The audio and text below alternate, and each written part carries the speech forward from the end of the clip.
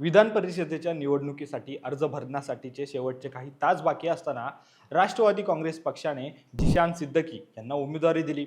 एका जागेसाठी 70 ते 75 जण इच्छुक असताना उपमुख्यमंत्री सुनेत्रा पवार यांनी पक्षातील इतर ज्येष्ठ नेत्यांना डावलून 1.5 वर्षांपूर्वी पक्षात आलेल्या जिशान सिद्दकी यांना संधी दिल्यानं बरेच जण नाराज झाल्याची चर्चा आहे। खरं तर जिशान यांना उमेदवारी देण्याचा निर्णय होत असताना मुंबईत देवगिरीवर आधी एक बैठक पार पडली। त्यानंतर उपमुख्यमंत्री सुनेत्रा पवार यांनी वर्षा बंगल्यावर रात्री उशिरा मुख्यमंत्री देवेंद्र फडणवीस यांची भेट घेत जवळपास पाऊण तास खलबत केल्याची चर्चा माध्यमांमध्ये आहे। पण जिशान सिद्दकी यांना विधान परिषदेवर संधी देण्यामागे नेमकी कोणती कारणं आहेत? सुनेत्रा पवार यांनी कोणतं राजकीय गणित साधल्याची शक्यता आहे?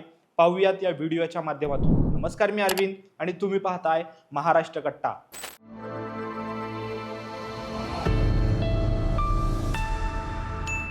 अजित पवारांच्या निधनानंतर पक्षाच्या अध्यक्षपदाची जबाबदारी खांद्यावर घेतलेल्या सुनेत्रा पवार यांनी बारामतीची पोटनिवडणूक लढल्यानंतर विधान परिषदेच्या निवडणुकीसाठी पक्षाच्या वाट्याला येणाऱ्या एका जागेवर उमेदवार निवडायचा होता।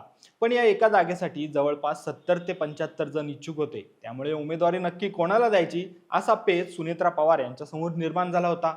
अमोल मिटकरी यांची टर्म संपल्यानं रिक्त झालेल्या या जागेवर वर्णी लागावी म्हणून सुनील तटकरे यांनी मुलगा अनिकेत तटकरे याच्यासाठी फिल्डिंग लावली होती। यासोबतच अमोल मिटकरी सुद्धा इच्छुक होते, पण त्यांनी जय पवार यांना विधान परिषदेवर घेण्याची विनंती केली होती। याशिवाय आनंद परांजपे, सूरज चव्हाण, समीर भुजबळ, जिशान सिद्दकी, उमेश पाटील आणि राजेंद्र जैन ही नावं सर्वात आघाडीवर होती। पण 29 एप्रिलला रात्री जिशान यांना उमेदवारी जवळपास नक्की झाल्याच्या बातम्या माध्यमांमध्ये यायला सुरुवात झाली आणि अखेर 30 एप्रिलला जिशान सिद्दकी यांच्या नावावर शिक्कामोर्तब झाला। पण 1.5 वर्षांपूर्वी पक्षात प्रवेश करून विधानसभा लढून पराभूत झालेल्या जिशान यांना मागच्या दाराने आमदारकी का दिली आहे याची सगळ्यात जास्त चर्चा होत आहे। खरं तर कधी काळी मुंबईतील काँग्रेसचे बडे नेते म्हणून बाबा सिद्दकी यांचा रुबाब असायचा। याच बाबा सिद्दकी यांचा मुलगा म्हणजे जिशान सिद्दकी। 2029ला जिशान सिद्दकी हे वांद्रे पश्चिम मतदारसंघातून विधानसभेवर निवडून आले होते। पण पुढे महाविकास आघाडीचं सरकार कोसळलं आणि एकनाथ शिंदे मुख्यमंत्री झाले। त्यानंतर अजित पवार यांनी शरद पवारांची साथ सोडल्यामुळे राष्ट्रवादी काँग्रेस पक्षात फूट पडली आणि बाबा सिद्दकी यांनी काँग्रेसमधून बाहेर पडत अजित पवारांच्या नेतृत्वावर विश्वास ठेवला आणि असं करणारे बाबा सिद्दकी हे राज्यातले पहिले नेते होते। पण 12 ऑक्टोबर 2024च्या रात्री वांद्रे खेरवाडी जंक्शन जवळ असणाऱ्या जिशान सिद्दकी यांच्या कार्यालयाबाहेर बाबा सिद्दकी यांच्यावर अज्ञात हल्लेखोरांनी गोळ्या घालून हत्या केली। जिशान सिद्दकी यांचं छत्र हरपलं, पण अजित पवारांनी जिशानांना आधार दिला आणि 2024च्या विधानसभेपूर्वी त्यांना राष्ट्रवादी काँग्रेस पक्षात प्रवेश देत वांद्रे पश्चिम मतदारसंघातून उमेदवारी दिली। पण बाबा सिद्दकी यांच्या हत्येमुळे सहानुभूती असूनही जिशान यांचा मात्र पराभव झाला आणि शिवसेना ठाकरे पक्षाचे उमेदवार वरुण सरदेसाई निवडून आले। मात्र निवडणूक हरल्यावरही अजित पवारांनी जिशान यांना अंतर दिलं नाही।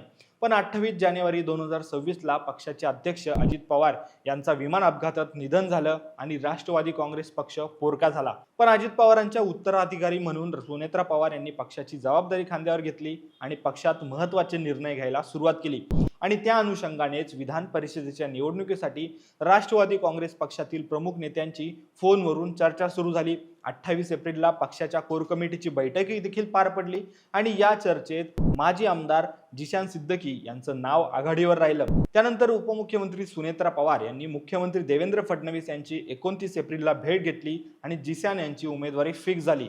पण सुनेत्रा पवार यांनी जिशान यांनाच उमेदवारी का दिली असेल?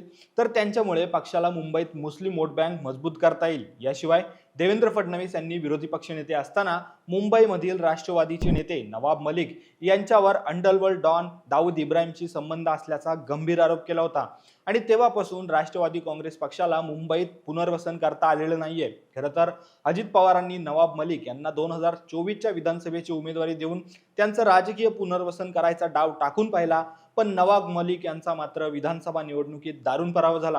पण त्यांची मुलगी सना मलिक ही विधानसभेवर निवडून आली, पण तिला नवाब मलिक यांची जागा घेता आली नाहीये। त्यामुळे राष्ट्रवादी काँग्रेसला मुंबईमध्ये मुस्लिम नेत्याची गरज होती। त्यासाठी जिशान सिद्दकी हे नाव सुनेत्रा पवारांना उपयोगी वाटलं आणि म्हणूनच तब्बल 70 ते 75 जण इच्छुक असताना देखील मुख्यमंत्री देवेंद्र फडणवीस यांची संमती घेऊन जिशान सिद्दकी यांना उमेदवारी जाहीर करण्यात आली। दरम्यान या सगळ्यावर तुमच्या काही प्रतिक्रिया असतील तर कमेंट बॉक्समध्ये नक्की लिहा आणि असेच राजकीय व्हिडिओ पाहण्यासाठी तुम्ही आमच्या महाराष्ट्र कट्टाला नक्की सबस्क्राइब करा। धन्यवाद।